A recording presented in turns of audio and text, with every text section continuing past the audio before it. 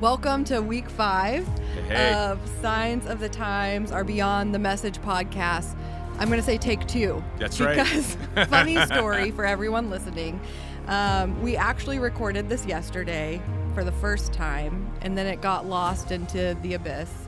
And we had Denville here with us. Right, which was a huge addition, and we miss him today. So fun, but he's not able to be here with us today. So you just have me, Ellie, and Scott here today. So sorry, everybody, but you're stuck with us. Yeah, we know that you guys have been using this in conversations with your groups and each other, and that it's been a helpful tool. And so we wanted to make sure that we came back, even though the first episode was lost, and re-recorded it for you again. It won't be the same conversation. It will not be the same conversation. Who knows where Denville's not here, first of all. Yeah, exactly. And who knows where it'll go, but we wanted to do that. And so this weekend we heard from Denville. Yep.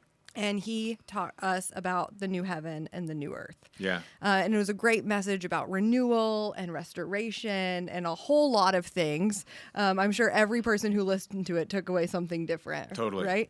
That's the magic of Denville. Yep. But something that I have been thinking about since then is just this idea of like pondering what is the new heaven, what and the new earth, and like how do we make sense of that in light of thinking about heaven, where we go when we die, and this kingdom of God that Jesus presents to us in the Gospels. Totally. I think that is an unbelievably key question. Mm-hmm. In English, in our modern English language, we conflate a lot of terms. And we'll talk about heaven, and we'll talk about the new heavens and the new earth, and we'll talk about the kingdom of God, and we'll talk about paradise or Sheol in the Bible and all these different things, and we'll kind of make them interchangeable or almost interchangeable. Right. The reality is the Bible actually keeps some degrees of separation in that. Mm-hmm. Most of the time when you use the term heaven, or see the Bible use the term heaven, it either means just the physical sky, or it means the place where God's throne is. Yeah. Meaning, even though God's presence is everywhere, there's a manifest place where God rules from. Mm-hmm. And that place is called heaven. And we see that depicted in Revelations with the throne, and Isaiah chapter 6 where God is enthroned and the angels are around him. The Bible normally refers to that as heaven. It's almost the throne room of the universe in that sense.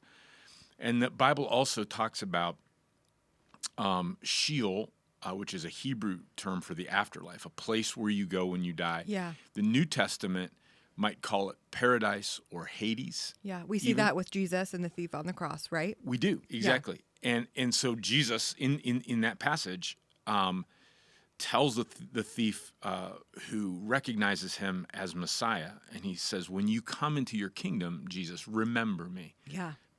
And it's a beautiful story. Yeah. And Jesus says, today, like this day, you are going to be with me in paradise. Yeah. And what he means by paradise, the idea of that is a garden. The word that is there is actually meaning garden. It echoes back to Eden, a very good place, a safe place. In the Near Eastern area, people would make gardens or orchards or vineyards with walls around them, partly to keep critters out, but partly also to create this environment that was safe and controlled, and they could take their family in, and it was a place to enjoy as well as to grow things. Yeah. And this was the idea of paradise. I'm going to take you to this part of Sheol, or this part of the reality of this, where I'm going to be, and it's very good, and you're going to be there with him. But it's not heaven. He's not taking him to the throne room. Not to the throne room. Not to the throne room of God. But he is taking him to a place. The technical term theologically is intermediate state, which is just a really not very artistic term. Yeah. it's not super fun. It's not a super fun term. But the idea is that there is a place where we go when we die. And Paul talks about to be apart from the body is to be at home with the Lord. Yeah. And so we can have confidence that when we die, we are with the Lord, and we are in a good place with the Lord. Yes. But we're not in the throne room with the Father. That's going to be shocking to some people. I think as so they too. Hear that. I think so too. And but it's okay. Yes. Because Jesus is with you and he has you, and you're in this Eden-like place with him. And so in that, there's also the new heaven and the new earth Yes. that the Bible talks about. Yes. Which is what we talked about this weekend. Which is what we talked about. Yes. Which is a regenerated, eternal life that we're all going to live in resurrected bodies on the earth with God. Yes. And so that is when heaven, in a sense, comes to earth. Yes. The throne room of God is now on earth. Yes. And there it has become one place, and paradise or Sheol has been depopulated. Okay. And there is no one there, and we're all resurrected, and now we're living on a new restored earth in new restored bodies with our God as heaven has come to earth. And that's the power of this new creation. And it's a more complex story than we often are told. Yes. Yeah. But it's also a more powerful and beautiful story than we often think about as well. Right. And so as you're talking, I'm thinking about, so in the Gospels, Jesus says, repent for the kingdom of heaven is near. Yes. And in that, he's talking to us about like that new heaven, new earth coming nearer. Would that be how, if he's saying kingdom of heaven, are we associating it with paradise or are we associating it with new heaven, new earth? I think I would associate it as much with the throne room of God. Okay. In the sense of saying this kingdom that emanates out of heaven, which is why it's called the kingdom of heaven or the kingdom of God.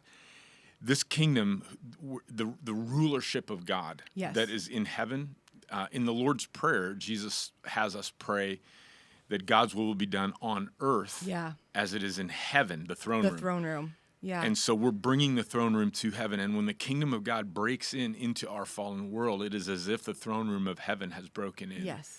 And it's a precursor, it's a taste of what will be in the new heavens and the new earth. Yeah. Because heaven will have come down. Yes. And so the string that links all three is the presence of God. Absolutely. Like that is the dominating factor of kingdom of heaven coming near on earth. Presence of God is here. Absolutely.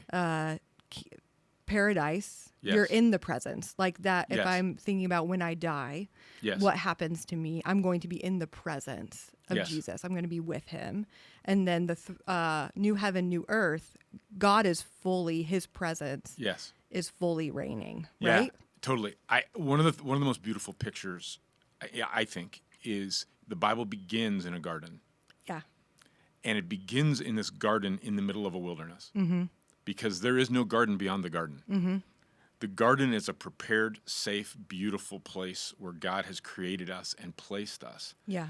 And he is with us in the garden. He walks with Adam and Eve in the cool of the day. Yeah. And his presence is there. And he gives them a mandate to do life with him. And together with him, they're going to make the entire planet a garden. Yeah. And they're going to push back the wilderness. Mm-hmm. And they're going to bring order out of chaos. And they're going to bring beauty. And they're going to do this together. Obviously, this plan goes very wrong. It goes very wrong. Very, very wrong. Yes. And the rest of the Bible is a capturing of that story. But you end the Bible where now God has come back. He is with all of his people in this garden city called New Jerusalem that has a river that runs right through the center of it, and the tree of life is in the middle. Are there. And there's orchards of all different types of vibrant trees that are there. There's a garden in the center of the city that he has brought. And now there is no more wilderness. Yes. The entire earth is now a garden.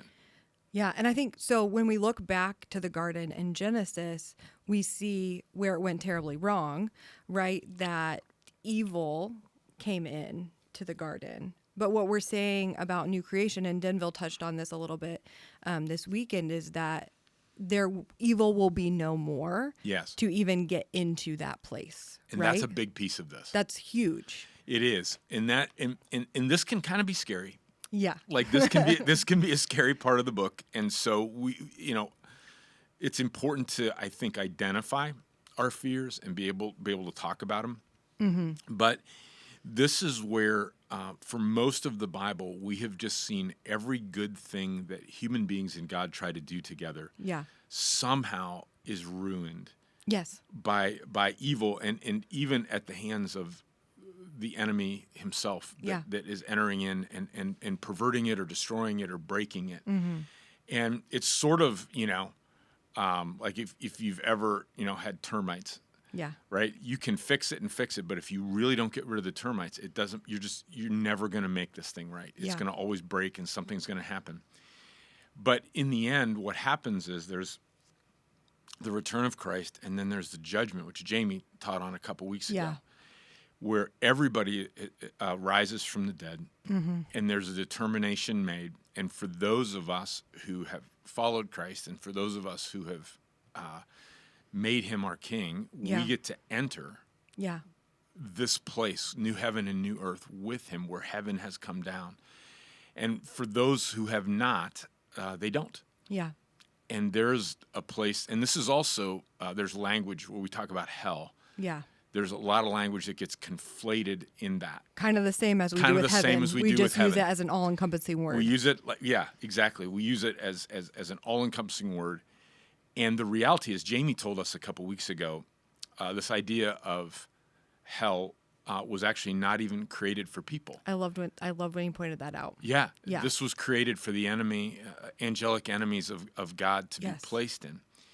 And so in this, we see several words again. We see, again, Sheol in the Old Testament, and even the idea of paradise is where the righteous dead have gone in the New Testament. But there is also a place, there's a parable of Lazarus and the beggar that Jesus tells. Yeah. And it's a symbolic story, but he tells it in a way that illustrates a point that this idea of paradise has a canyon or a gulf that cannot be crossed. And there are two groups of people, one on each side. And the experience of that immediate afterlife is different for the two of them. But neither of these are heaven or hell. Right. But they are an intermediate place of where the dead rest until the resurrection. And one is markedly better than the other. From that parable, you would seem to think that. Yeah, that's the and so you can. Some people would say, is that parable just telling us a story? But I like to think, yes, it's definitely telling us a story. Yeah. But everything it's telling us is also true. Yeah. That we can look at Jesus isn't telling us a tall tale in order to tell us something. Right. He's actually giving us insight that we don't have into a spiritual reality. Right. And so, but the reality is, there was, in the New Testament, there's also a term called Gehenna. Yes. And there was actually a place, it was a garbage dump right outside of Jerusalem. Okay. And it was a place that everybody considered to be kind of the worst place on earth. Like if you lived in the Jerusalem zip code, right? Yeah, you don't want to go there. You don't. Yeah. And you would actually pay somebody to take your garbage there. Okay. Like you didn't really want to have to do it. Yeah. And so it's a place where they would burn trash, burn, leftover food. It was a place of rot. Yeah. It was a place where very vicious animals went, and worms were in the ground and eating all these things. And there was always fires day and night. Yeah. And so when they talk about hell, which John in the book of Revelations calls the lake of fire. Yes. A term for that is also Gehenna, because it was something they knew. But they Okay. weren't talking about this place outside Like of literal. Jerusalem, the literal Gehenna, but they were saying, you imagine the worst place you can possibly imagine. Place of rot. Place of rot. Disgust. Exactly. Viciousness. A place that you just don't want to be. And they were using that term to also describe this spot. And a lot of people, hell's a very terrifying thing. Yeah. And it should be, honestly. Right. I think we should have a visceral reaction to that. And when people ask me about hell, there's always two things that I tell them.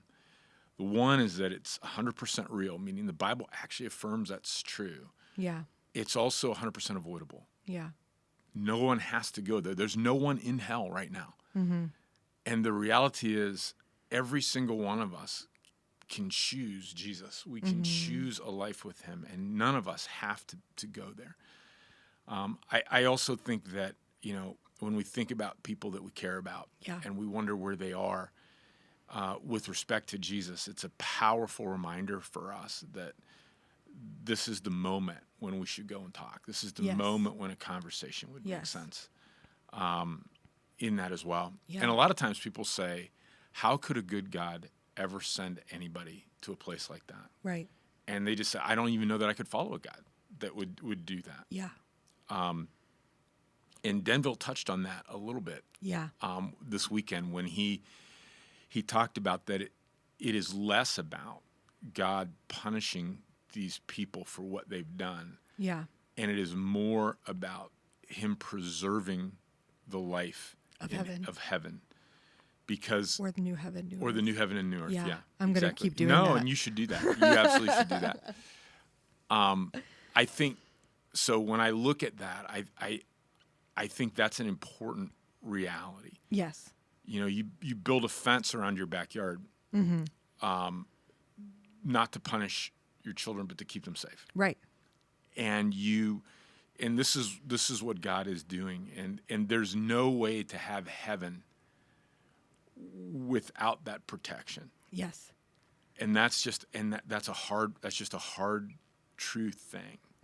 How does that hit you? Yeah, I'm thinking about how in the garden, obviously God's intention was to work with people, to beautify the earth, to populate the earth, to even like expand his creation in new and profound ways. He wanted to work with us in such an imaginative, creative way. And I think that like God's heart to work with people, what I just keep thinking about is like the enemy wants to do the same. Yeah. But in the opposite direction. He Right. wants to depopulate. He wants to make Yep. bad of what is beautiful. But he's not going to do it alone either. Right. Just like God wasn't going to, create and beautify the earth alone, the enemy is not going to do it alone either. And so Right.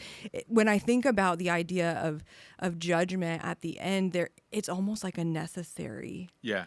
separation. As painful as that is to say, it's necessary in a way, because the enemy will keep distorting. The enemy will. And this is the moment when God is saying like, no, I've won this battle. Right. And like, it's over Right. now. Like there's no more. And those who have chosen Right. to not be with me, Right. who have chosen to not,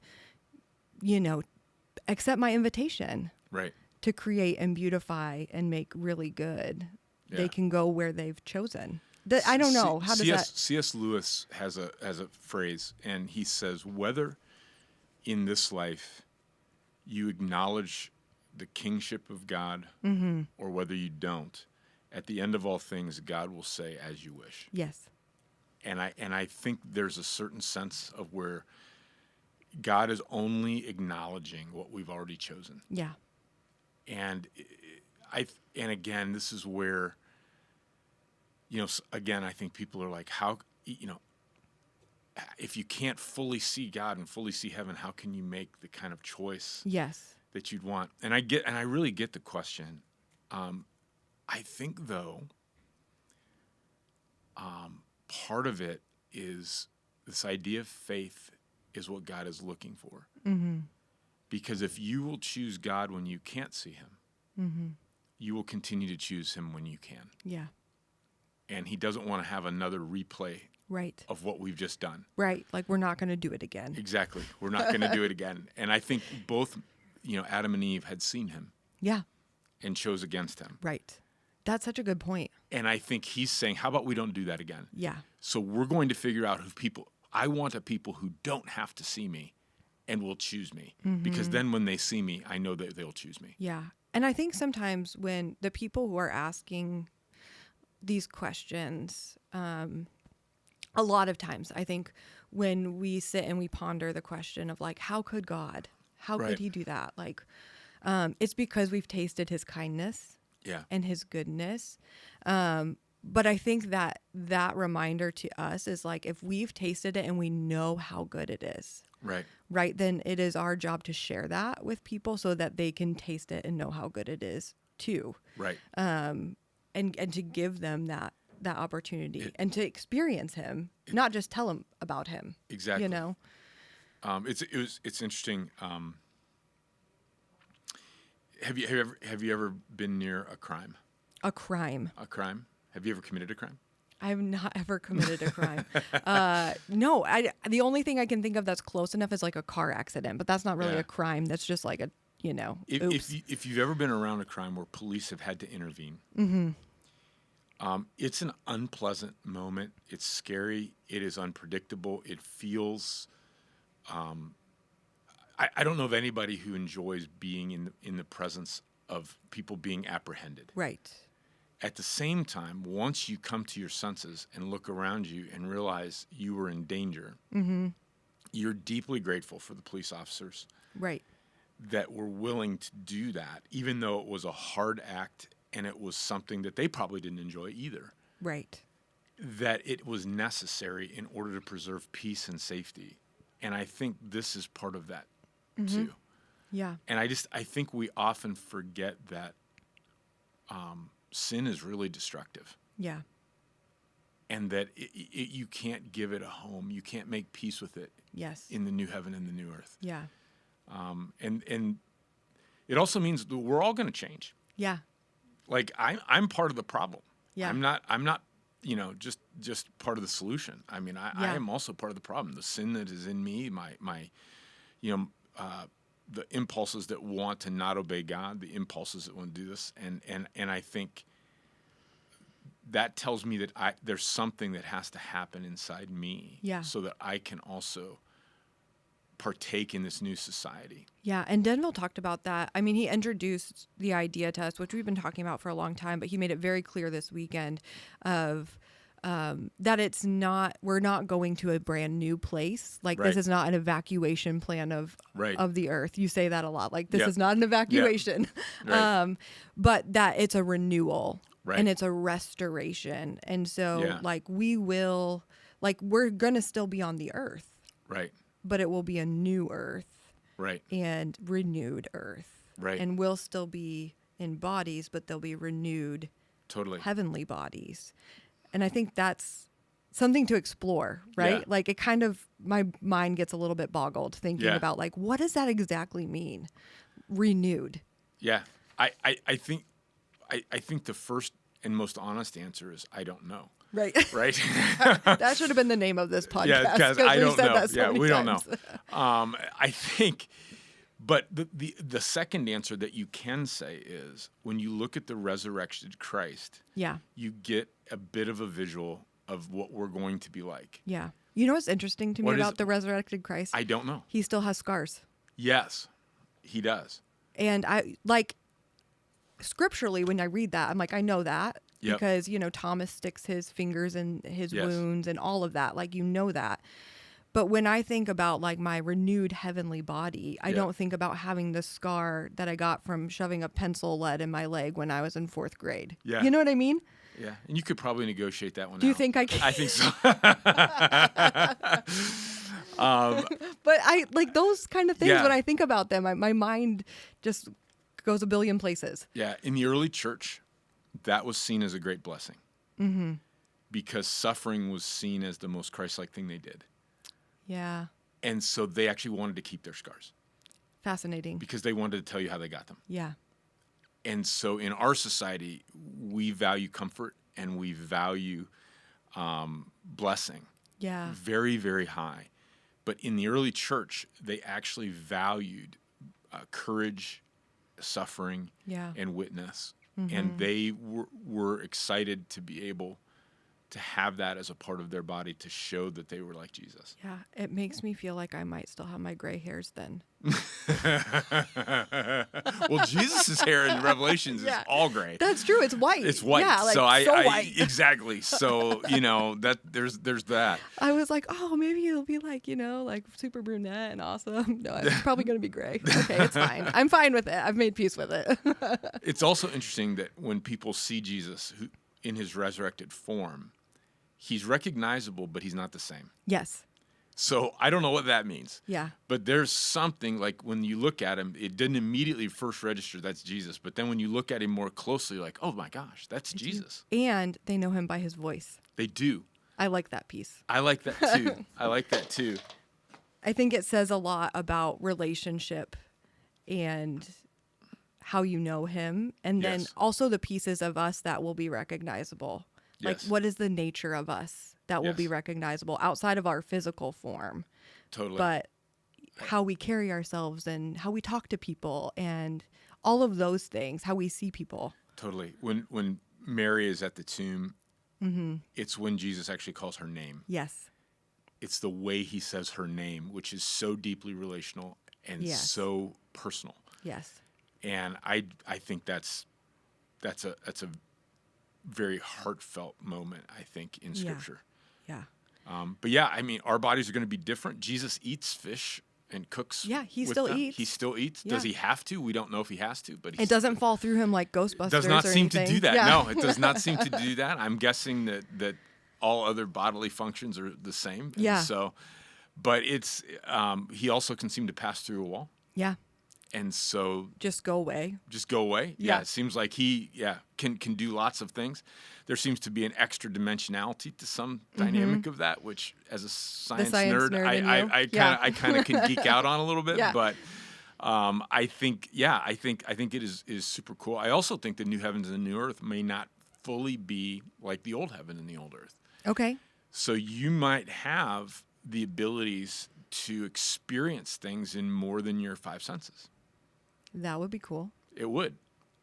You might have entirely different plants and Yeah. animals Right. than what we have known, and we Right. can explore that. And I Yeah. think that would be pretty cool. Yeah, it's interesting to think of, like, okay, so what will life be like? Like, that's the Yeah. question, because we're talking about our bodies, but then there's the question of what will life be like? Mm-hmm. And we know from Genesis that work is part of Yes. the plan. That's not Yes. absent from Yeah.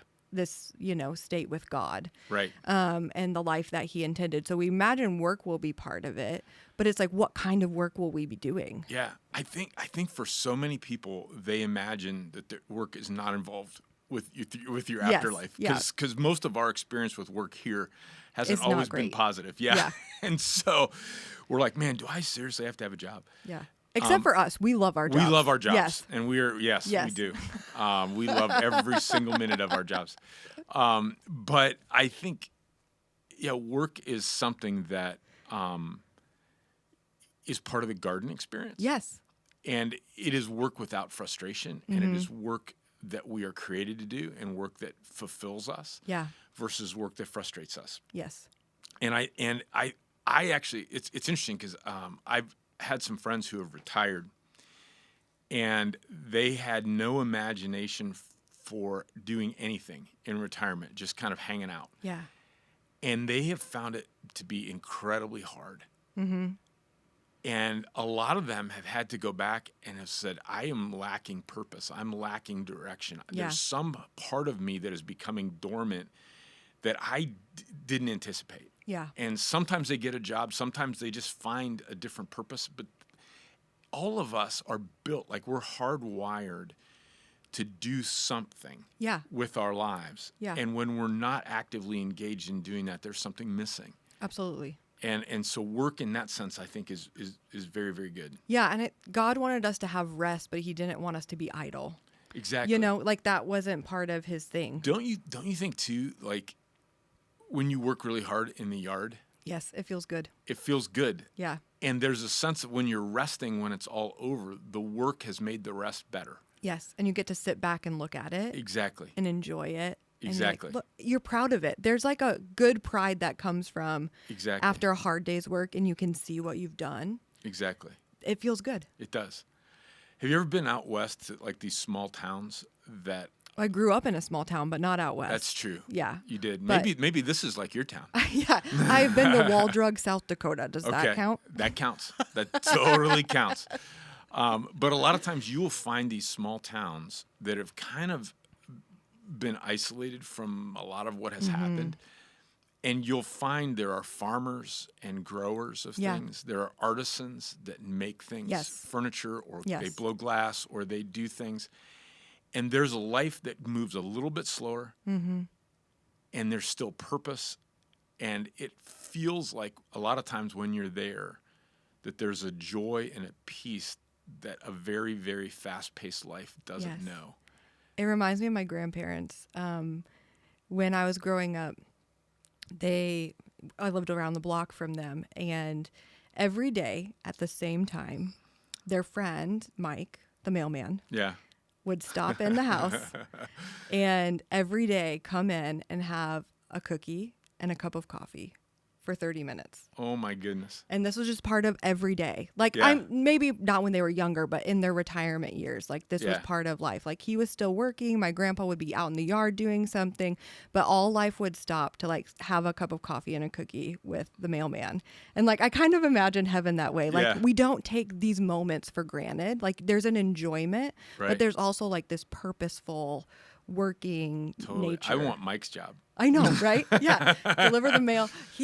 Strong guy. He walked the mail route. Yeah. Yeah. Exactly. He didn't drive the car. Yeah. But Yeah. yeah, walked the mail route, stopped in, and I guess in the summer it was lemonade, not coffee, but Probably. still. That's still pretty fun. I just though. imagine like that in that slower pace. Yes. Right? High relationships. High relationships. Slower pace. You see people. More dialed into your purpose and your gifts Yes. and whatever and fulfilling dynamics. I think so too. Yeah. I think that would be very. What are you going to be doing? I don't know. I kind of have always imagined New Heaven like the Shire. Yeah, and I Lord of think the I Rings. like that actually. Yeah, I like And that. what my first job ever was making pies. Okay. I love making pies. And so I'm like, maybe I'll just be like making pies. I There don't you know. go. And like talking to people as they come over and all of that. But I think just, yeah, I don't know.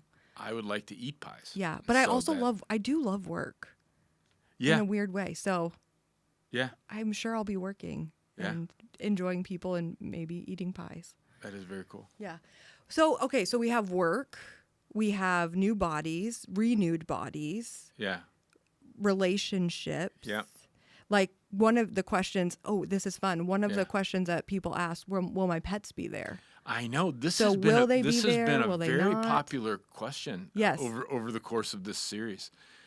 I know Denville would say absolutely not, that your pets will not be there, but Denville's not here today, so He's a fun sure. ruiner. No. Yeah, no, I'm just kidding. I'm kidding. The Bible doesn't specifically rule that out. I don't think you can point to a verse that rules it in. Yeah. But I do believe in a wideness of God's mercy, and I do.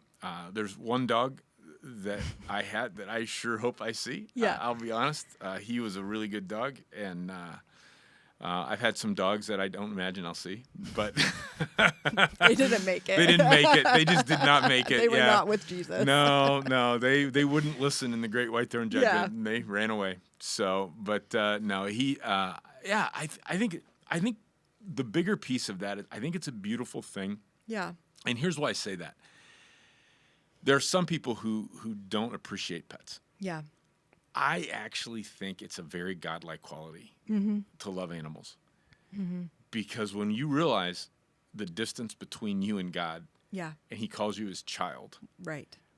The distance between me and my dog is a lot closer than between me and God in the midst of that. Yeah. And so I think our love of pets is a beautiful God-given thing that we get to express. And it's a way that we are like Him and can understand Him. That's so interesting.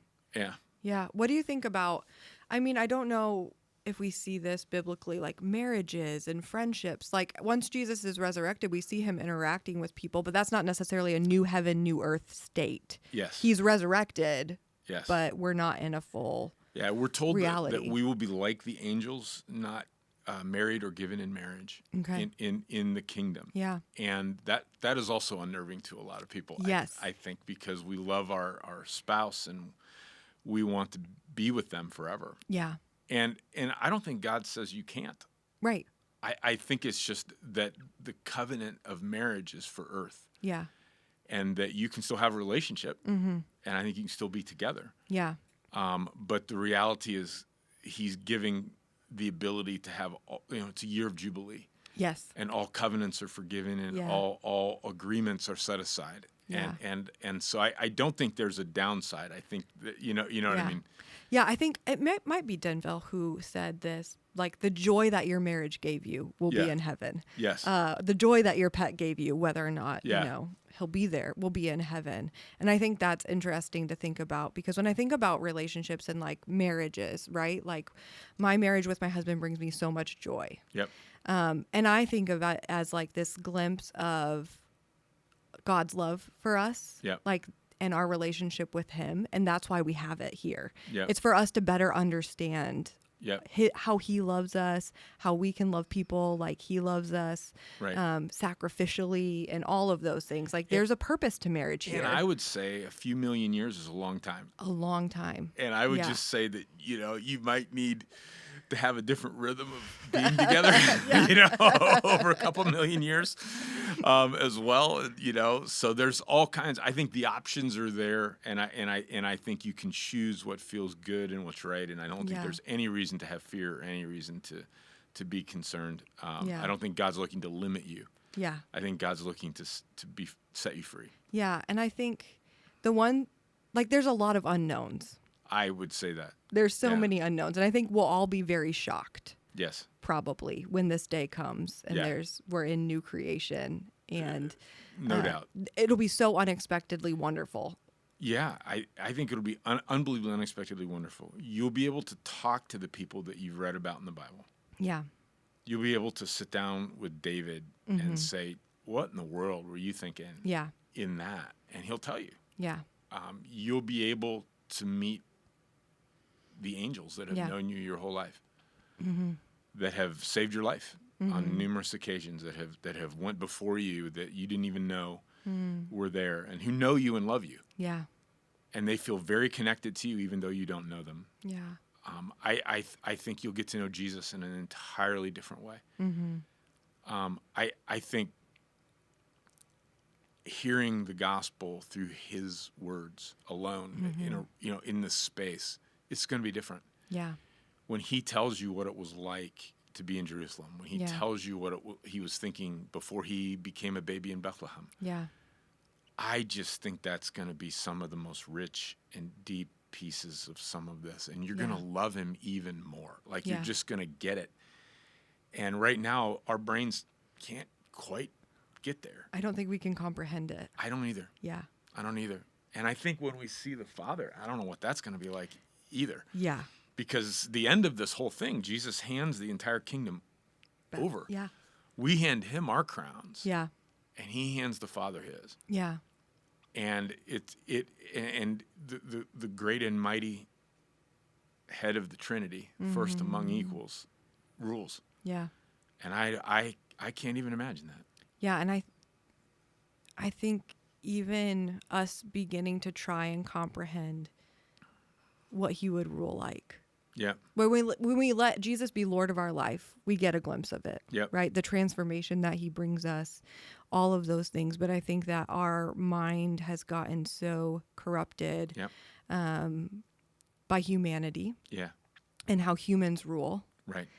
That we can't even begin to comprehend how God would rule. Exactly. I was talking to a young woman this week who, in a very unguarded moment, just said, I have had such bad role models of family and leadership that hearing about God as Father or hearing about that Jesus loves me is just something I don't even know how to process it, and it scares me. Yeah. Because I don't want to be open to that. I want to keep guarded, and I want to stay closed to that. Yeah. And I believe to the core of my soul that she'll eventually know Jesus in a way that will open her soul up, and it will be beautiful. And it'll be in her timing with him. And right. It's nothing that has to be forced. But yeah. I agree with you. We have known the raw edge of power. Yes. And I think that can be cruel. Yep.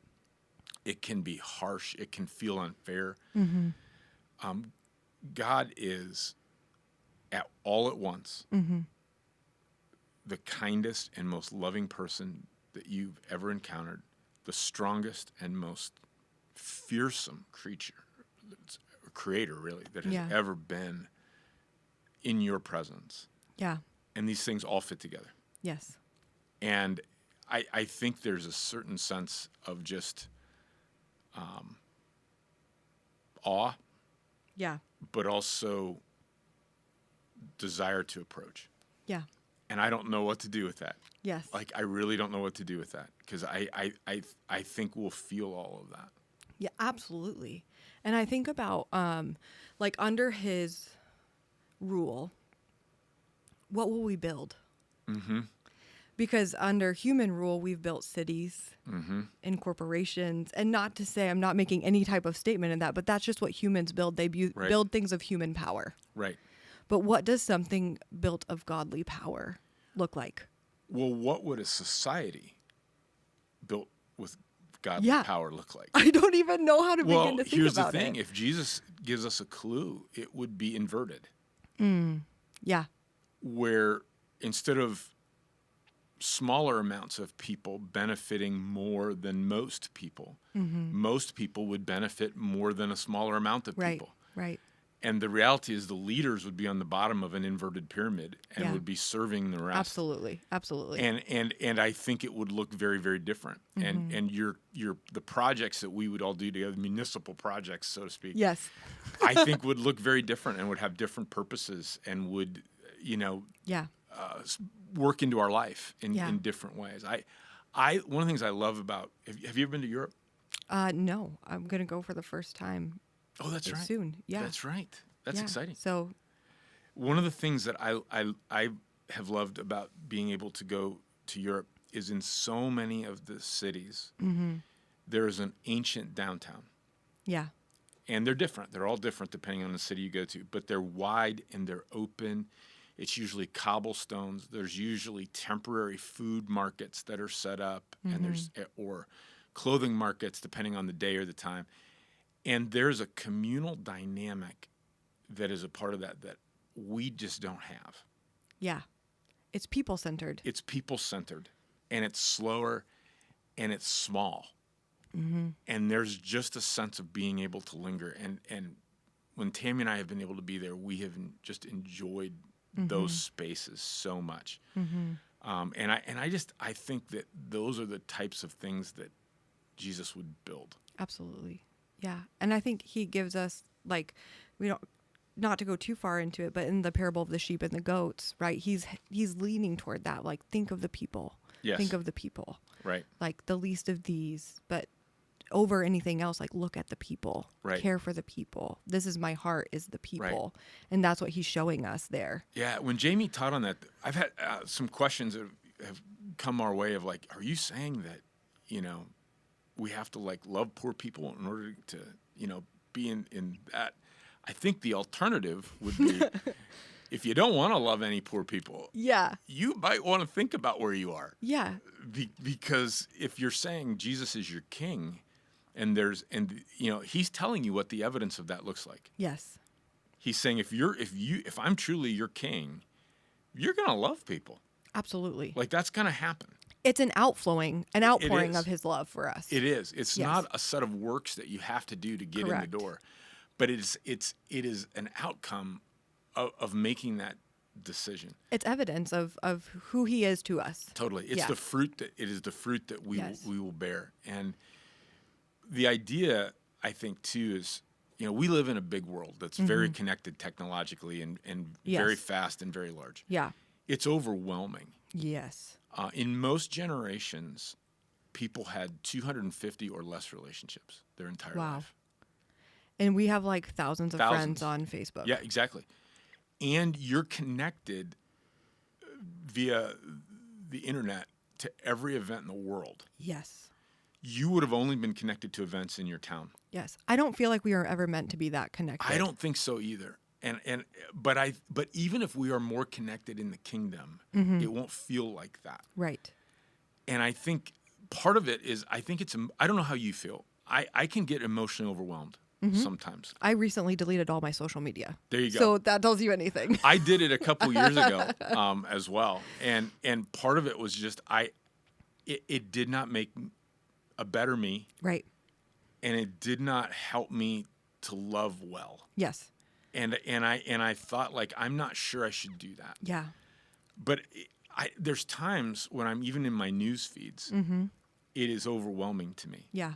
And like, I can't feel more than I'm feeling. Yes. Like, I have to stop. Like, my emotions run out of. Yes. There's nothing else to do. There's just nothing else for me there. Yeah. And I look at that and I think I'm built for probably a couple hundred relationships. Yeah. In a slower pace, in a more connected reality. Absolutely. And I probably am not living in the way I'm built. Yes. You know what's cool? Since I deleted social media, it's been about a month or so. Okay. How was detox? It actually was awesome. I don't know. Didn't feel hard. Yeah. Which I was surprised by. But part of my worry in it was that, oh my gosh, I'm not going to know what my friends are up to. I'm not going to know who I should reach out to. I'm not going to know what's going on in people's lives. Like, as a pastor, like I want to be reaching out to people. I mean, as a follower of Jesus, like that's what I should be doing, right? And so I got really worried about that. Yeah. But the cool thing has been that God has brought to mind the right people for me at the right time. And when I've actually given my mind space to slow down and be attentive to him and not all these other things, he has, I call it my Holy Spirit bell. He has, the Holy Spirit bell has gone off for people at the right time. And I'm able to reach out and he brings someone to mind. That's great. He says like, hey, think about, you haven't thought about this person in a while. And he does it. He helps us be connected in the ways that we should be connected if we let him do it. I really agree with that. One of the things that I did when I went off social media was I sat down and I thought through the people who I'm connected to in real life. And I wrote their names down. That's so good. And I keep them in a folded up piece of paper in the back of my Bible. And I continue to add people's names to this list. And every single month I make sure I'm praying for every single one of these people and I reach out to every single one of them. And it's old school. Mm-hmm. And what you find is people will reach back. Mm-hmm. And it's, I have also found in those relationships when there's a real world connection to it and not just a digital connection, for me, it changes the tenor of that relationship. Mm-hmm. And even if I'm texting with them or whatever, the tone of those texts take on a different palette. Yeah. And it is, I find when you're not connected to people, often we're tempted to say things we'd never say in person. Mm-hmm. Absolutely. And we're tempted to be harsher and ruder and more hurtful. Yeah. And I think there's something in that we need to learn again. Yeah. That digital words hurt as much as in-person words. Yeah. And that we need to be able to function differently in that. Absolutely. I also feel like it's brought in back a genuine curiosity in me of like, what is going on in your life? Because I don't know. Right. And so I'm like eager when I see someone, when I haven't seen them in a while, I'm like, oh my gosh, I haven't seen you. What's going on in your life? Right. And it has brought back that real like curiosity. Totally. But all of this is just making me think about like, we're talking about the new heaven, new earth, new creation, but we're landing on people. Right. And we're landing on relationships. Right. And I don't think that's a coincidence. I don't either. I think that it's a beautiful thing that God's going to bring us back to is this just very each other centered life and centered around him. He's on the throne. He's ruling. He's reigning. He is king. But this life where we are in these beautiful, fruitful relationships. Totally. Like the ones that he created in the garden. Right. With him and with each other. Totally. Meant to help each other and grow each other and spur each other on and beautiful and good things. Totally. And that's like a taste of new creation. Totally. And I think about leadership in that. Yeah. And I think it will look so much different than leadership in the world. Mm-hmm. You won't need a leader to help you be the best version of yourself. Yeah. You'll need a leader to help you coordinate the best version of yourself. Right. That's a whole different kind of leadership. Yeah, because everybody's being led by their heart in Christ, and they're naturally following Christ. Right. And so the leader doesn't have to, kind of grab everybody and get them together and do everything else. The leader can take from that moment and say, what could we all do together in the midst of that? Yes. And I think that's great. I look forward to either leading nothing for eternity or doing that. You can come work at my pie shop I will if you do want. it. I will do it, man. I'm as long as I can have as many slices as I want. I am good. Imagine there's going to be new fruits. I So would. That's probably we're true. going to have all kinds of pies to try. That is probably convinced. that is true. And I do think the one scar that I won't have is gluten intolerance. There you go. So I'm gonna eat so much pie. There it is. It's gonna be awesome. There it is, man. I'm all about it. But I think that this brings me to the point of, we're talking about relationships. We're talking about new creation. We're going into a series now. Yep. About relationships. Yep.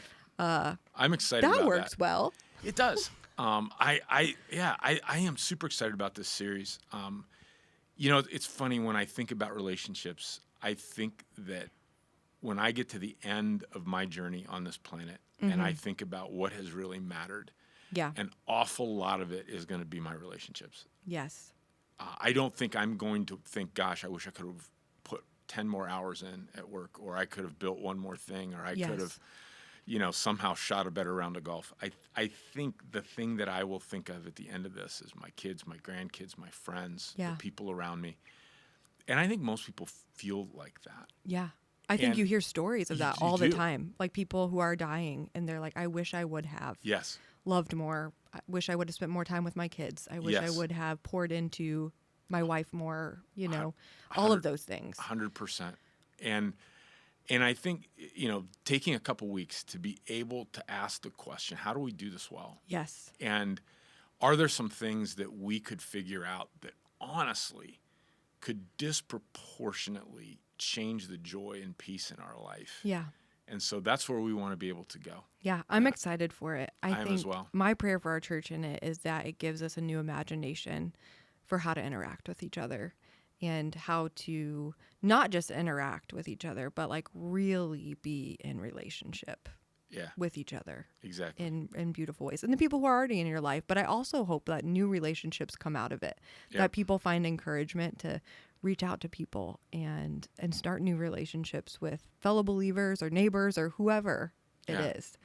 I think that'll be really fun. But I do as well. So we're going to keep doing this? I think we're going to keep doing it. That's all right. I think we're going to, you can't see us right now, but we talked about getting a table for our notes. Yes, We've been holding them on our table. laps. So we'll keep doing the podcast and we'll get a table and it'll be a really good time. And hey, for those of you guys listening out there, we'd love to hear from you. There's been a lot of folks that have seemed to have benefited or enjoyed this in some way. And so I think we want to keep going and see how that goes. But we also want to really do this well. Yeah. And so help us out. Tell us some things that you've liked about what we're doing, and tell us some ways you think this could get better. Yeah. Because we definitely think it can get better. And so we're all about that.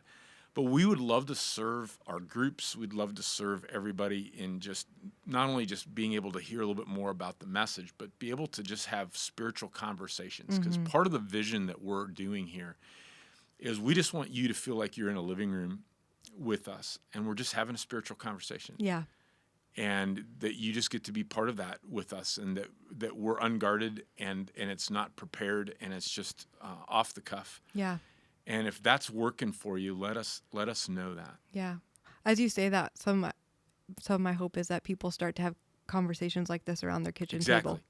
Exactly. That, we just ask questions. You can so do this without us. You can, yeah. We honestly, we don't know everything. You don't have to know everything. That's the beauty of it. Not. Like, we're not meant to know everything. And so just start asking questions and start talking about it. Totally. And it's a lot of fun. But if you have enjoyed this, or if you are looking for more resources on end times or this past series, you can find it at chapel.org/signs of the times.